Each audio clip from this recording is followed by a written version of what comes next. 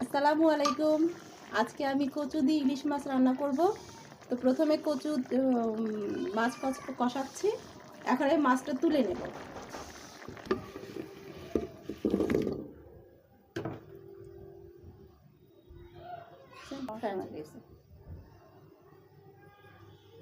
কারেন্টের বিল এবার পরে জমা আমাদের অনেক বিল আসছে, সিরিজ নষ্ট তো এখন আমি কচু কষাচ্ছি।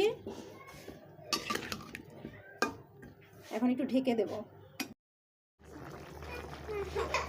কচু কষানো হয়ে গেছে, এখন পানি দিয়ে দেব। পরিমাণ মতো পানি দিতে হবে। এবারে মাছটা দিয়ে দিলাম।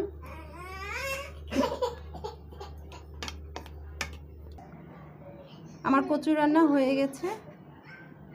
ভালো লাগলে কমেন্ট করে জানাবেন, লাইক দিবেন। আল্লাহ হাফেজ।